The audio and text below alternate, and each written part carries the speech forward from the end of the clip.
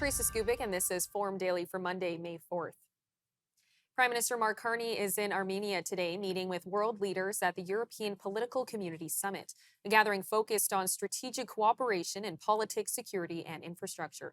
Canada is the first non-European country invited to take part in the meetings, which brings together EU members along with countries including Iceland, Turkey, and Ukraine.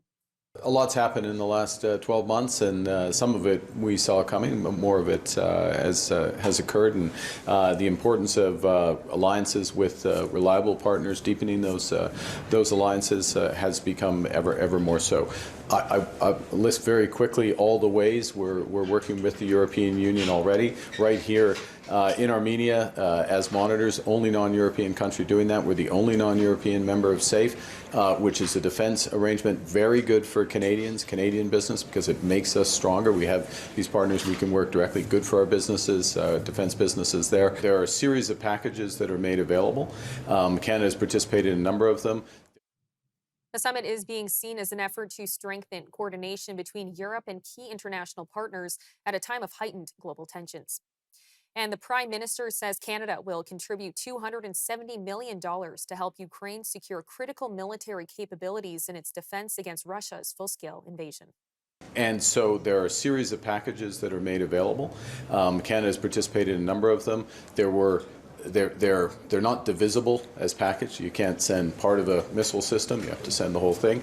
And with this money, we're going to be able to complete one of the packages with some Nordic partners, with Belgium and others. So the President was not surprising. President Zelensky was grateful.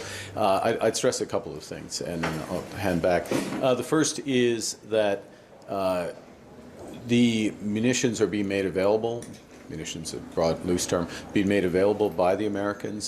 So it's a question of financing and getting them there. We're doing that. We're getting them there. That's the first point. Second, we had made a commitment earlier this year in February, $2.4 billion for Ukraine, Canadian. So this is part of that overall commitment. We're continuing to provide it. It's part of a bigger puzzle in a conflict where Ukraine is gaining some advantage. The funding will be used to purchase equipment from a NATO procurement list aimed at strengthening Ukraine's battlefield capabilities. Carney made the announcement while in Armenia, where allied leaders are coordinating ongoing support to Ukraine. With the latest commitment, Canada's total aid to Ukraine has now reached $25.8 billion since the start of the war. A new report from the Senate Committee on National Security, Defense, and Veterans Affairs says Russia is using disinformation not only to justify its war in Ukraine, but also to undermine and destabilize Western democracies. The report warns that the threat is being amplified by artificial intelligence, which makes it easier to create and spread false or misleading content to scale. Our contributor, David Clement, spoke with Senator Stan Kusher about the growing threat posed by Russian disinformation campaigns. Senator, thank you very much for taking some time to chat about the report with us. I want to start with how Russia is actually targeting Canadians. Can you shed some light on how the kind of disinformation ecosystem works? Sure, and thanks for having me. That's so important, and most Canadians don't even know that this is happening. So, and I call this our second Guzenko moment. Guzenko was the cipher clerk that told Canada about the huge Russian spy networks in Canada in the 50s. Nobody believed them until they saw all the evidence, and then say, my goodness, and then we did something about it. Well, Russia has been waging hybrid warfare on Canada and other Western democracies, but Canada for sure, for many years now. And that consists of cyber attacks, but it also consists of disinformation. And their approach to disinformation is to try to find fractures in Canadian society, deepen them, and use those to attack the institutions of our democracy. And in that way, weaken democracies from within. Yeah. And how is AI complicating or maybe accelerating some of those hybrid warfare methods you mentioned? Well, AI has the potential to be used for things that are good, but it also has the potential for things to be used that aren't. And the challenge we have with AI is that it is getting to the point that users of AI can actually bring pictures or bring text or bring images to people that people will see as believable, even though they are not believable. So Russia has this huge system of bots, also of bots, people that are paid for or to spread disinformation, and then it has people who are what I would call useful idiots. So people who will get emotional about a particular topic, and then immediately spread that to everybody else without taking the time to analyze what they're spreading and seeing if it's real. And AI makes that part much more difficult. And what can be done at the federal level to try and crack down on the nefariousness coming from Russian actors? Well, there are a couple of things. First of all, I think that it's the federal government have to let Canadians know about this, and there have been attempts that are coming out. You get CSIS reports, you get the Hague Commission, but I don't think Canadians realize how impactful this is. You know, Russia for sure, China, other countries involved in this as well. So that's the first thing, is just letting Canadians know that this is going on so that people are aware of it, and that awareness might help in terms of not starting to spread this disinformation. The second thing is that we need a coordinated government strategy. We don't have one in Canada, and it should be part of our national security strategy. And that were some of the recommendations that we made in the report, are to put a strategy, develop a strategy that cuts across different ministries, cuts across different departments, so that we're working all in all these areas together on this. And then the third big area is that civil society needs to stand up and do some of this work, because part of that work is don't trust the government. And so the government can't be the only person that, or the only group that is dealing with this disinformation. Civil society has to step up.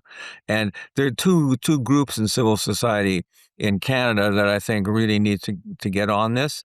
Number one is the Ukrainian diaspora, because they know what Russia's like. They often have families still in Ukraine, and many of them have come from Ukraine and have experienced Russia, how it works in Ukraine.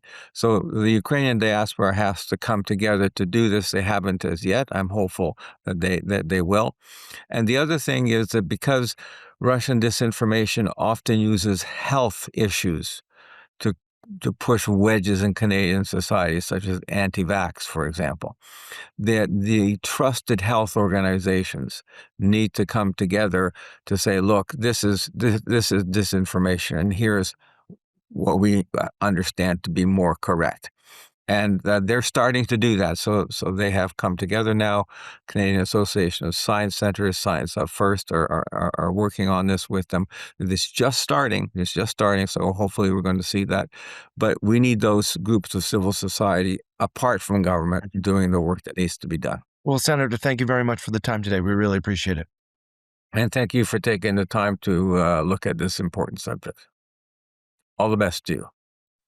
U.S. President Donald Trump says he will increase the tariffs charged on cars and trucks from the European Union this week to 25%, a move that could jolt the world economy at a fragile moment.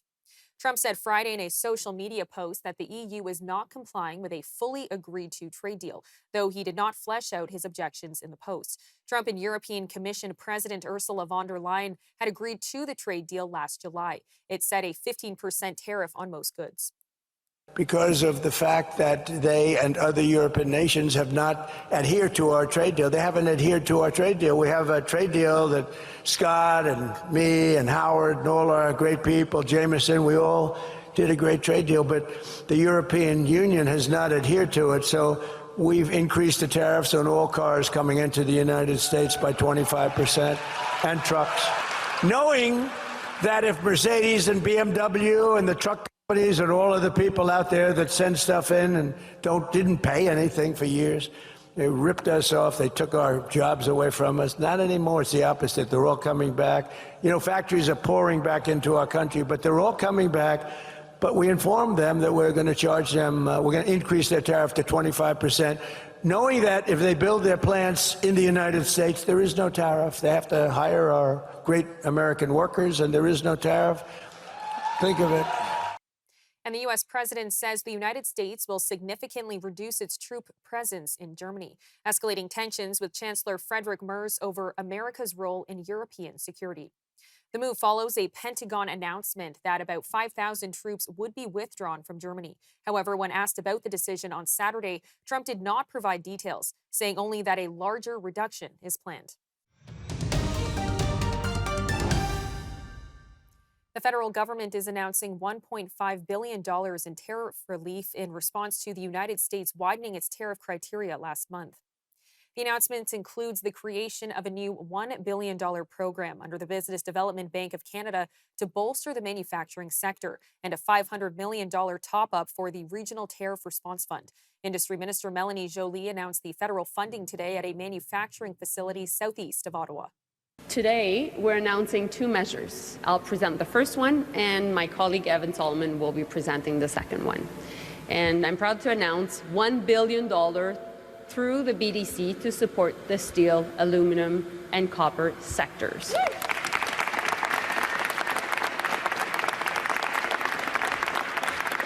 Thank you to all for all the work.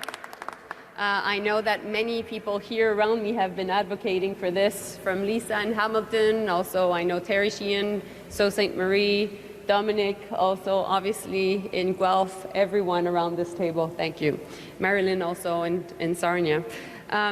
Here's how we will be organizing our support. So the BDC will be offering favorable terms for 3-year loans. The loans will be between $2 million up to $50 million. The first year will be 0 interest rate, and afterwards, year second and third will be very low rates.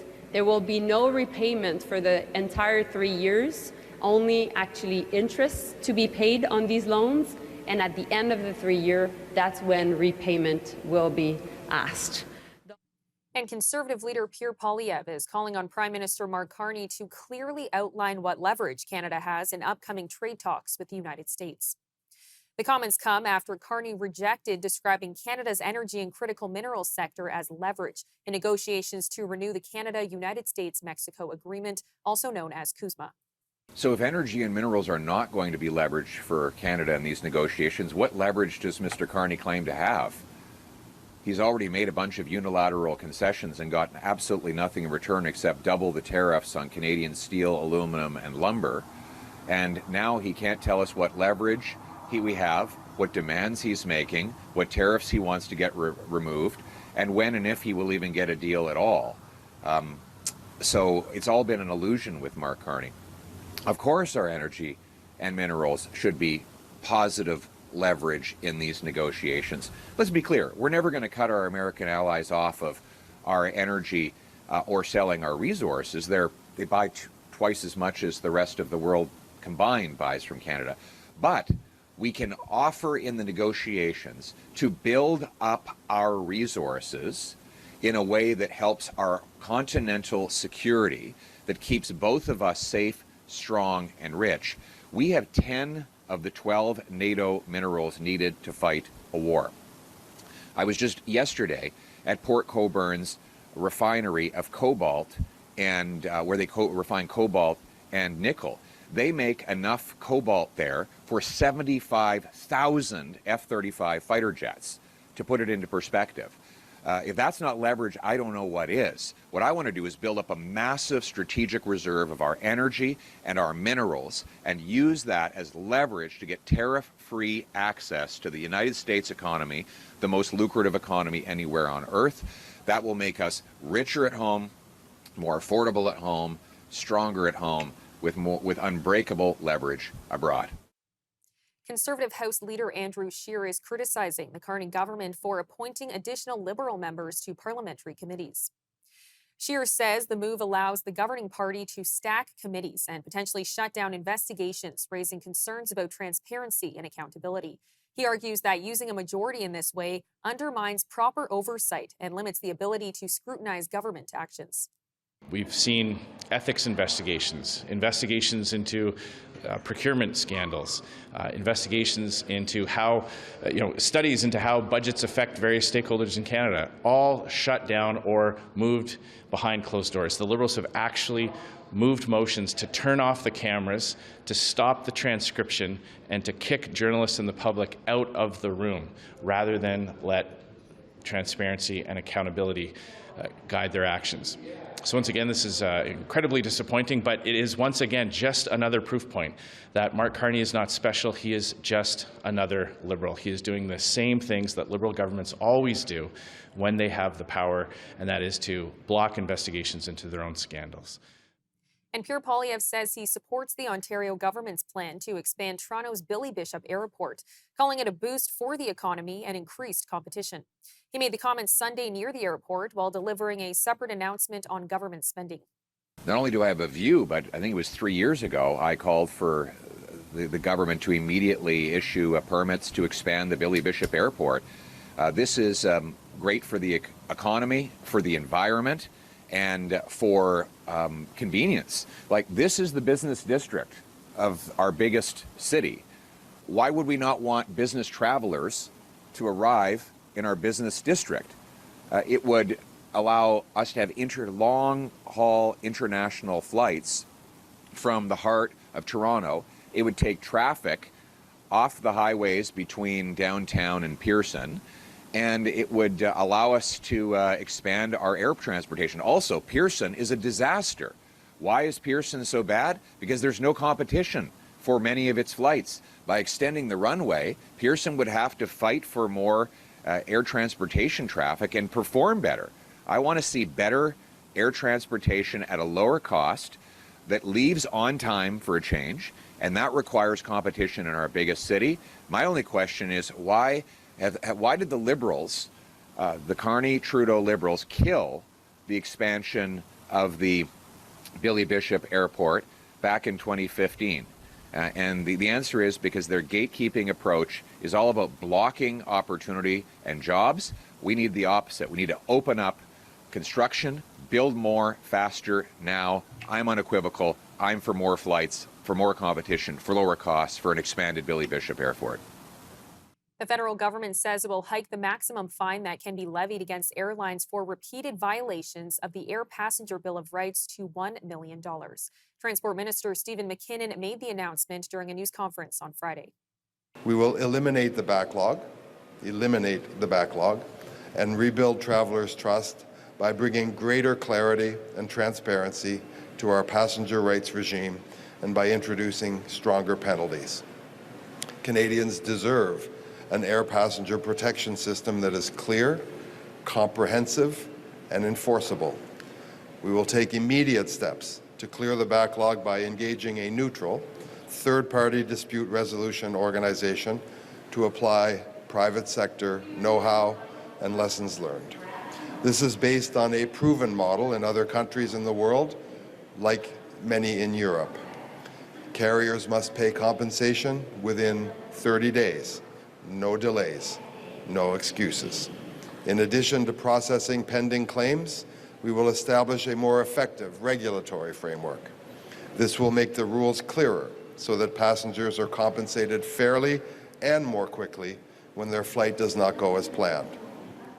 The air passenger protection regulations introduced in 2019 require airlines to compensate travelers for delays and cancellations within their control. Currently, airlines that repeatedly violate the rules face fines of up to $25,000. The federal government proposed increasing that penalty to $250,000 in its 2023 budget, but those changes have not yet taken effect.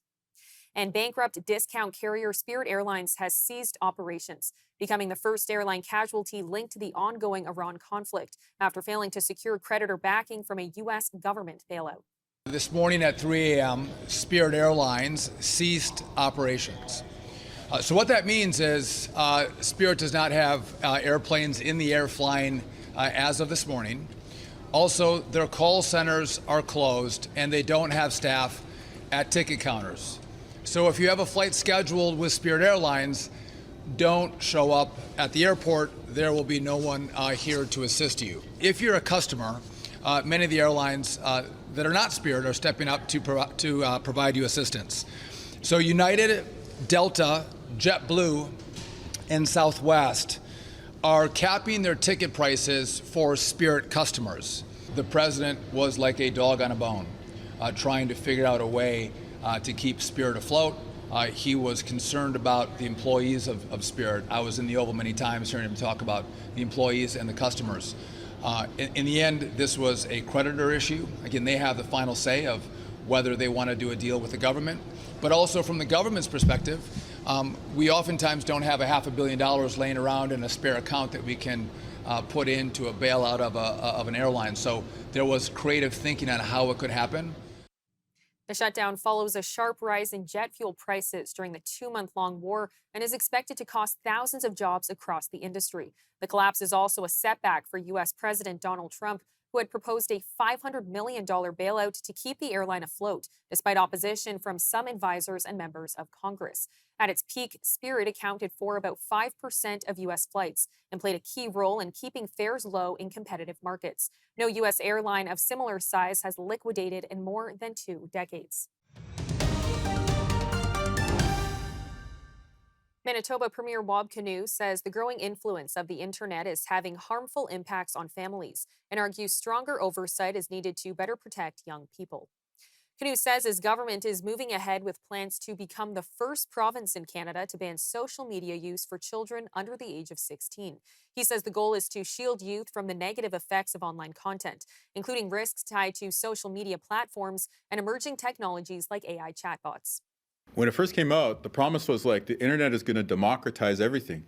It's going to make everything free. It's going to make society better. Everyone's going to have perfect access to information, and it's going to like make the average person have so much more power in our society. And now the exact opposite has happened. We have the unprecedented concentration of wealth and power in the hands of a few American tech bros, basically. And the rest of us are dealing with the anxiety, the depression, the body shaming, the self-doubt, the self-esteem, and we're seeing our kids suffer and in some cases self-harm as a result of what was supposed to be a transformatively democratic technology. So when you're asking a question about is our policy goal going to be expansive? Yes, absolutely it will be. And hopefully this is just part of a broader societal conversation about how we can take back control over our digital lives.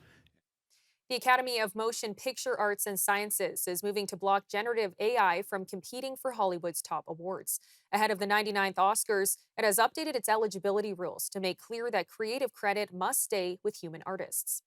Under the new guidelines, acting nominations are limited to performances demonstrably performed by humans with their consent and properly listed in a film's official credits. Screenplays must also be human-authored, separating AI as a production tool from AI as a main creative force. The changes come as the film industry continues to deal with the growing use of digital replicas and AI-assisted storytelling in movies and television.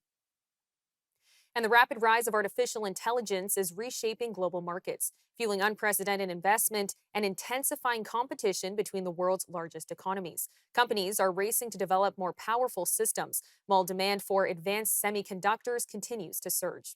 At the same time, governments are stepping in with new policies and restrictions, adding a geopolitical dimension to what is already a high-stakes technological race. Questions are also growing about how sustainable this momentum is and where the real long-term value lies. To break it all down, we're joined by Brendan Caldwell, Director of Caldwell Securities Limited. Brendan, thank you so much for the time. Teresa, no problem. We get all this solved in 8 minutes. No sweat. Now let's go. AI changing the world. Let's talk about it. All right, starting now. So we've seen the AI boom compared to the dot-com bubble. What makes this structurally different? Oh, so many things. By structurally mean like it's pervasive society. Basically, the AI boom was fantastic for my generation. If you watch the John Hughes films in the 80s, we were never going to be as well off as the baby boomers. We, the Gen Xers, were going to be the first generation to not do as well as our parents. But then the internet came along in the early 90s, and we knew more about it than our parents did, and we just rode the wave, and it worked out just fine. which is why all the other generations, you may say, okay, boomer, but we're actually the ones they should be hating, because this revolution in AI seems to be like, there's two types of viruses. There are viruses like COVID that attack the old and people that have been in their jobs a long time. In the case of an economic virus, like the Industrial Revolution or the Internet Revolution, it hit older workers the hardest. AI is hitting younger workers very hard because it's replacing, at least to begin with, the jobs that were historically done by juniors in almost every area, from banking to lawyering to accounting. It's replacing those workers and those more basic functions that they did. So fundamentally, from a societal point of view, it's more like to use a medical analogy, it's more like what was called the Spanish flu, which hit younger people disproportionately hard back just after the First World War. Now, and from an investment point of view, well, there's a bunch of things to be said. In the dot-com revolution, or the dot-com bubble as it turned out to be, it was a lot of new companies with not a lot of earnings, a lot of upstarts, some of which still continue to this day. But I think they learned their lesson for this go-round. There are not a lot of dot-com AI startups like there were dot-com startups. There are around the periphery, but very quickly they're being gobbled up by the incumbents, the Microsofts, the Apples, of the world that have the capital. And I mean, Microsoft caused, if one single company caused the dot-com crash, it was Steve Ballmer, the then CEO of Microsoft, saying in early 2000 that he thought Microsoft's stock was overvalued. It's like an army commander calling in artillery on his own position. Microsoft stock got hit, but all the earningless dot-com companies got utterly wiped out. So Microsoft could just go around and feast on buy up whatever it wanted after that. They're doing much the same thing now, because it's really been Microsoft in the US and Google and others that have been leading this charge. So I guess its effect on society is different. The people it's benefiting is different.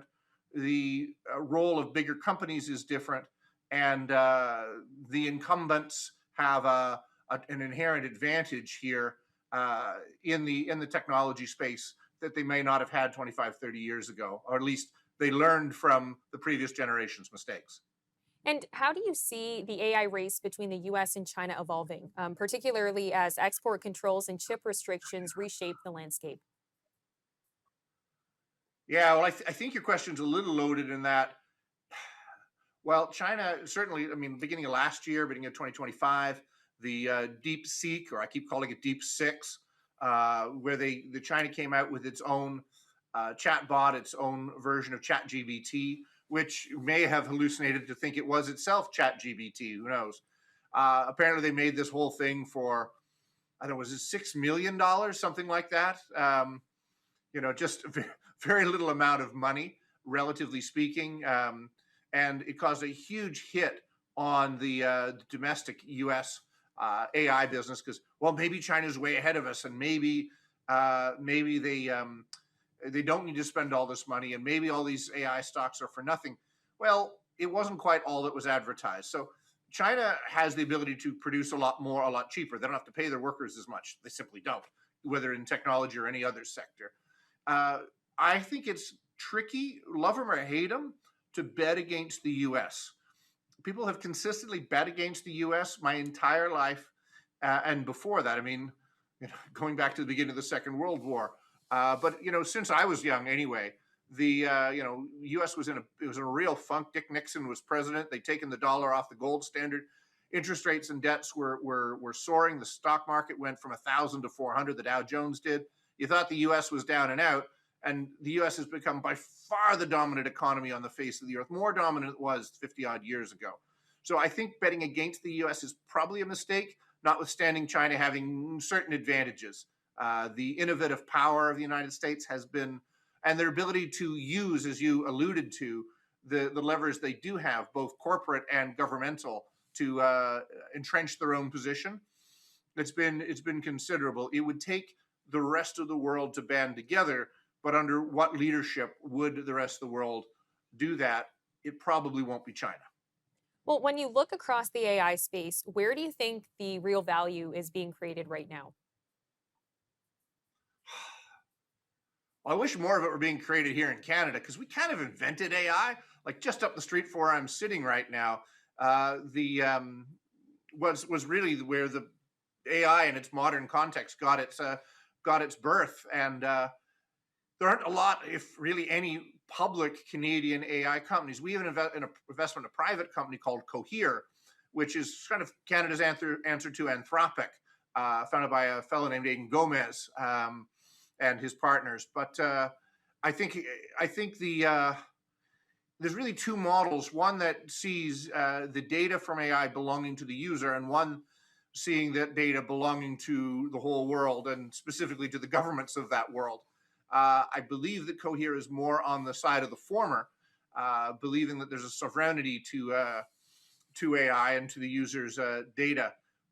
We'll see what model ends up winning, or maybe it's a hybrid of the two. But I think that there is going to be, I think, tremendous growth coming out of both Canada and the U.S. as well around the world. But I'd like to see more coming out of Canada because we started this thing. And Brendan, do you think the market is getting ahead of itself on AI, or are we still underestimating how big this could be? Both. I think both are true.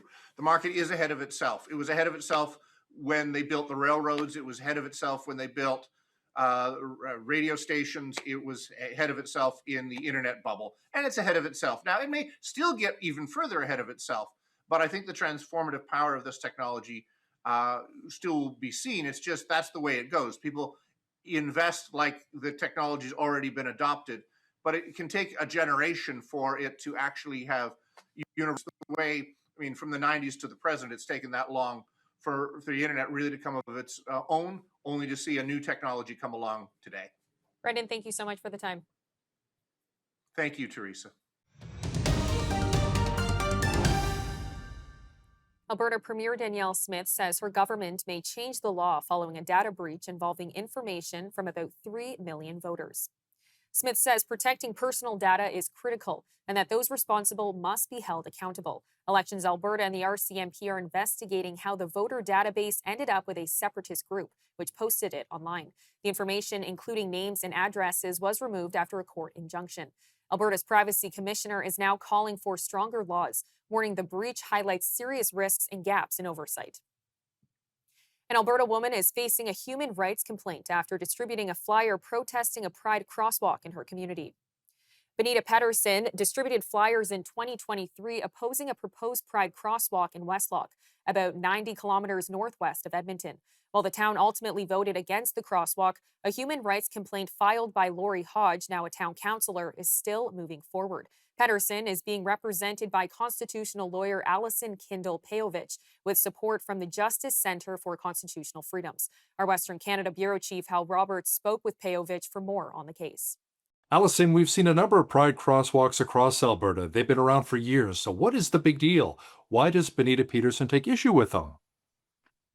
So it's in respect of a Pride crosswalk that has a progressive Pride symbol, which is kind of a new addition to the traditional rainbow Pride flag or what you see on the usual crosswalk. It has the symbol which has different colors, baby blue and pink. And it's to symbolize the addition and inclusion of transgender individuals. And from Benita Petersen's point of view, she feels strongly that looking to go down the transgender path is something that adults should do. She's concerned about children and the fact that children will see the crosswalk, and so she was, wanting to alert the public to the fact that this transgender inclusive symbol would be included in the rainbow crosswalk in her town, and she didn't want kids to see it, and would be kind of promoting transgender ideology to everyone, but that includes children. That's what she's really concerned about. Lori Hodge was a private citizen when she filed the complaint back in 2023, and now she's a member of Westlock Town Council. What problems does she have with the flyer? She She's concerned that it discriminates against transgender individuals on the basis of gender identity and gender expression. She's concerned with some of the content of the flyer, I believe, in terms of the suggestion that children will undergo genital mutilation. That's what Nina Pearson said in her flyer. Nina Pearson has some concerns about the medical consequences and the ramifications for children as they progress into adulthood. And so some of that medical concerns were located within the flyer.